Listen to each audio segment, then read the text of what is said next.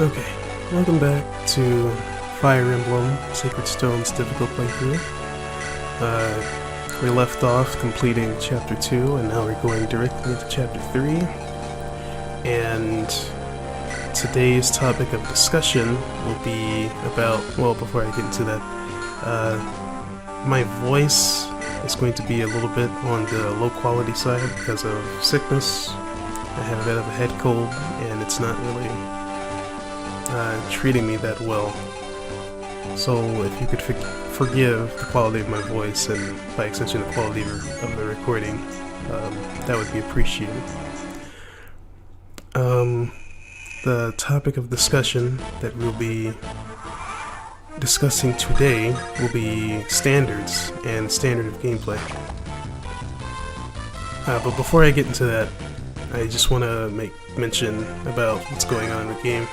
I'm going to be using this chapter to get Ross up to level 10, and using him more so than any of the other units so that he can get his weapon rank up and his just general experience so that he can level and he can be a part of my party count because I would like to use him. And then we're gonna have Nimi talk to Cole. Now he's on our team, and then he supports with her. And now they have chemistry. I really like their story and support conversations, and they have some really nice bonuses. Unfortunately, I don't know how well that's gonna pan out, as you'll see in the coming phases, but we'll see. And that was a pretty decent level up from Ross. I'm happy about that. Alright, to go back to the discussion topic of standard of gameplay, what I mean is, or I should probably define standard. Standard, in relation to this game, would be the means for getting out of the novice viewpoint of discussion and playstyle to move towards a more sophisticated and interesting method of play and a set of goals to achieve that are a little bit more sophisticated than you would normally have in the novice to beginner level styles of play or methods of play. And I've spoken with a lot of people about this particular subject, either on Discord or via Reddit or in the conversation I had with Mecha, and just listening and reading about it in other YouTube comment sections and forum posts and things like that. That the general accepted standard of play is the speed standard. I can't believe he got hit by that axe. It's always so annoying to see a support boosted sword unit get hit by a brigand, especially a thief or a myrmidon. Oh, crit. Nice. That put him exactly where he needed to be for Ross to kill EXP. It's really only one standard of play that everyone kind of generally hovers around when they talk about what is the most efficient way to play, or what is the general way we should look at seeing sophisticated gameplay of this game in particular. And it's sort of like, to me, a really roundabout way of saying that we want to be speedrunners, but we don't actually want to speedrun. And the reason why I say this is because speedrunning is not the same as playing efficiently or having the most efficient playstyle, because generally the goal of a speedrun, let's take 80% as an example, is just to get to the end screen of the game as fast as possible using any means necessary. Glitches, RNG abuse if your game has it, tricks, just using anything that the game gives you when you pop it in to get to the end screen of the game. It doesn't matter how you get there, as long as you can get there. But then you have the subcategories of speedrunning, where you do that, try to get to the end screen as quickly as possible, but you also have no glitches, or you want to do a 100% run where you do everything, and you have the routes where you include optional content, and then you have the routes where you try to get as fast a time by only using certain methods, using certain units, using certain routes, using certain equipment items, certain gear, and things like that. And there's a large swath of ways to go about just playing the game at a quick pace. Not so much that only playing quickly is the only standard of play that comes into factor when you're trying to devise what efficiency is, or a standard of efficiency. But it also seems like to me that a lot of the work done to... That was a really good level up too. Wow, he's getting some pretty decent level ups. I mean, I say decent, the last two level ups are incredible. Got speed every time. It seems to me that a lot of the community's view on what is efficient doesn't really seem to have much of a... there's no nuance. There's just... If you don't have these qualities to play in this certain playstyle of standard that we have set out to create, then there's no real reason for anything else to exist. And I take great issue with the lack of diversity, not just for diversity's sake, but this game has so many ways that you could approach playing. It's a terrible level, holy crap. There's so many ways that this game can be played, and so many offerings that it can give you, that simply saying that this one standard of gameplay is just the only one we should have metrics for is kind of ridiculous in my opinion.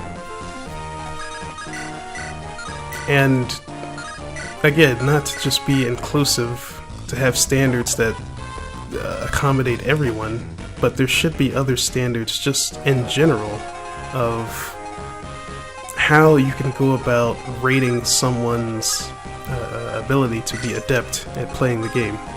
There should be more to your set of standards that don't just include beating the game as quickly as possible, or trying to get through maps as quickly as possible. That has worth in and of itself, but it should not be the only way that we assess what worth is.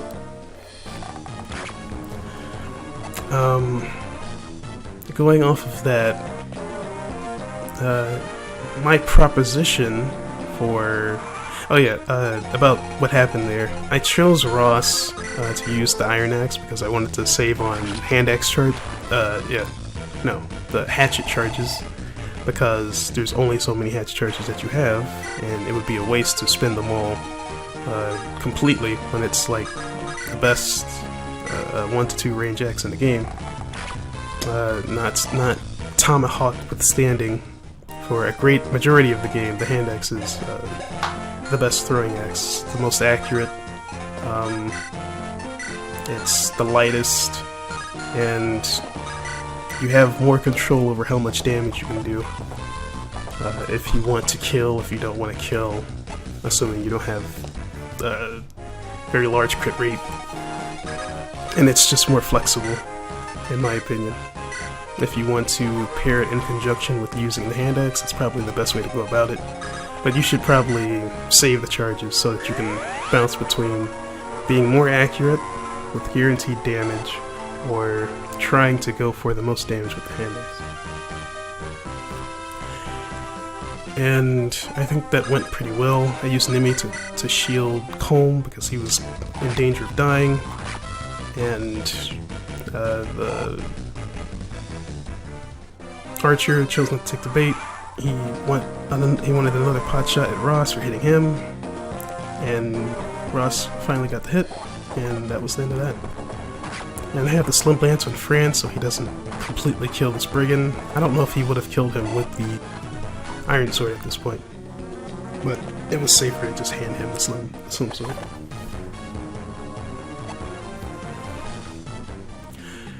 Going back to standards,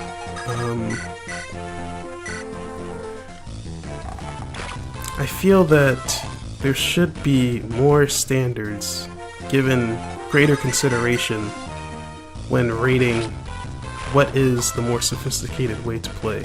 Simply using theoretical values before you actually play the game should not be the only way that you should rate someone's adaptability at playing. I probably could have used an Iron Axe to kill that guy, but I just wanted to take the safe EXP. You finally got a pretty meh level up HP.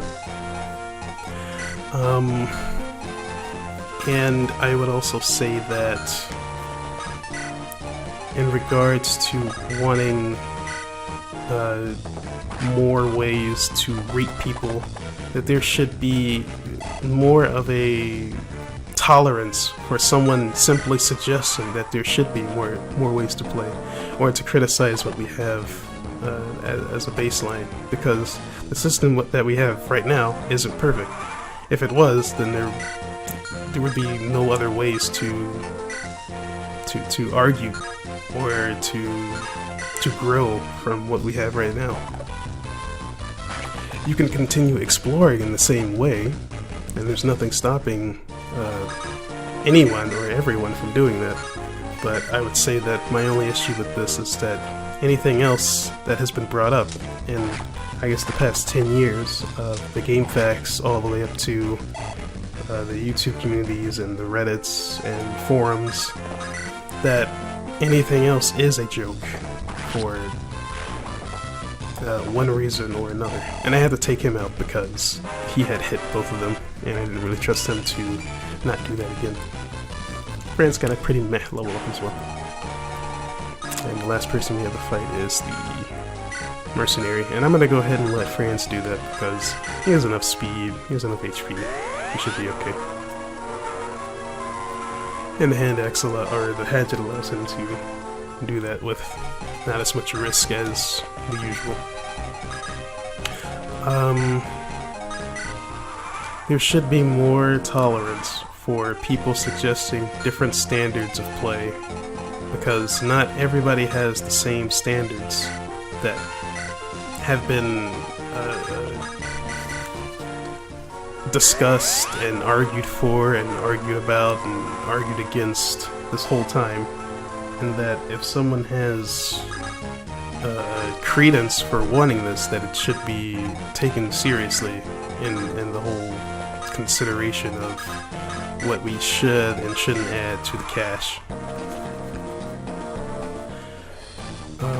As well as my own personal suggestions of what is and isn't a good metric for a standard of play would be, well, how strategic is it to, and I see he gets doubled with the Iron Axe, but the hatchet, he's fine to take a trade.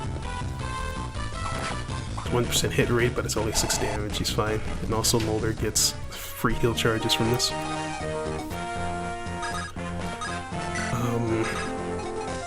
What else was I gonna say?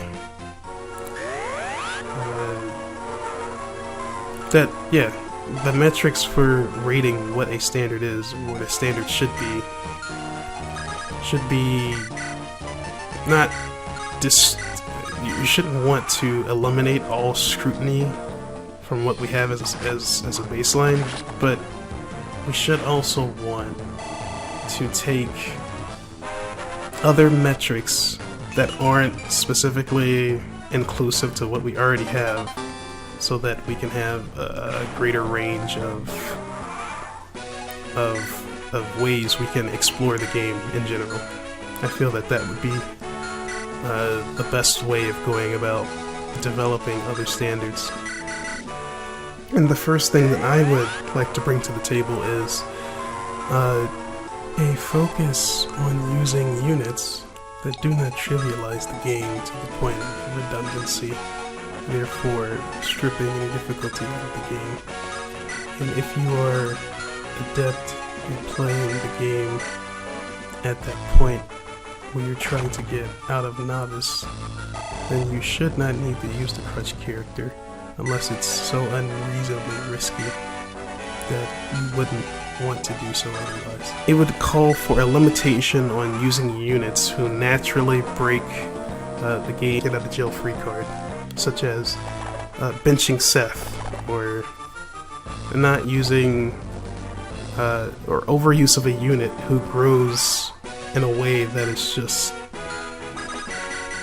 so unfair or unconducive to having a good party synergy, and the fact that they can just solo things on their own, which is another complaint I have with people rating Seth as high as they do, and why the argument had existed for a long time that he was a bad unit and was a noob trap, is that if you use him as a base standard of saying someone's good at the game, that makes no sense to me, because in order for you to be able to use Seth effectively, you would have to know a lot about the game going in. And simply putting everyone at that standard of, well, you should know this, as in you should know how to strategize using Seth as your damage tank, or using him to shield other units, or taking kills away from people when they're in danger, or it's just not as convenient for other units to kill. And taking away that level of strategy that you would have had beforehand takes away from the game itself, therefore making it a harder game than it should be or needs to be from their perspective. But from another perspective, that line of reasoning doesn't make much sense, because you would want to give the game as many chances as it can to be as difficult as it can. And this does not mean that using a unit that is overpowered makes you bad. It is the application of using that unit that would undermine his overall impact on the game itself. As in giving the game a chance to actually flex what it has to offer if you don't abuse things that would lead to less interesting gameplay. And of course, most people who are new, or most people who would like to counter-argue that, would be completely right in saying that, well, a lot of people would just send Seth out like in the middle of the fray and have him soak up all the EXP, because it's just the easiest and most effective thing to do, since in most cases, when you hear people talking about Seth, he can just solo the game by himself. He doesn't really need anyone else. Therefore, it makes the game easy. But if you eliminate him from the picture, then the standard of gameplay has changed entirely, because you're no longer allowed to just say that the game is easy because this character makes it easy. Now you have to say, well, now that the game doesn't have access to the unit or dominant strategy that would make it easier, then it just kind of falls apart when you look at it from that perspective. So if you change the perspective of what you view as a high standard, then what was once at a high standard can be used to flip it so that another standard of play can take its place. So if you were to play the game and not, I should probably comment about what's happening. I'm using all these units just like for fun at this point, to just bully Boswa, because I don't really care about what's going on, because Ross is already leveled up, so I'm just like feeding them all pot shots to level up their weapon rank and give them all free EXP at the same time. And I wasted some charges on them, and I take this kill with Colm, and now he's dead. So it was kind of like just having fun messing around with like throwing all the units at him at once. And then use up a healing charge for him. I didn't need to heal anyone at this point, I could have just waited, but I wanted to give Mulder another chance to level up. And then after that, going back to what I was saying, if we change what made the game harder or easier, then that changes what the standards can be in order to grow. So if I were to change the fact that Seth makes the game easy because he himself takes away from the strategies that you could use in other types of play, then the standard of it being an easy game goes away, because now you don't have that card to use, therefore making the game a little bit more interesting for those who don't want that, from that point of view, handicap getting in the way of an otherwise pretty interesting game. I hope that makes sense in the way that I explain it. I'll probably have to readjust a lot of the rambling in the comment section if people choose to comment on this video. And I want to say thank you to all the people who have commented so far and given my opinions time of day. I just want to say thank you. And of course, we're gonna go pirate. Like, just no-brainer decision making here. Whew, I think it's a pretty decent, when I say decent, really great starting basis for him being a pirate. And I don't know if I'm going to do one more chapter. I kind of want to make these videos kind of the same length. So I think I'm going to wrap it up here after I do my repositioning and I don't know, just general prep work so I can immediately start the next part of this. Alright, stopping here.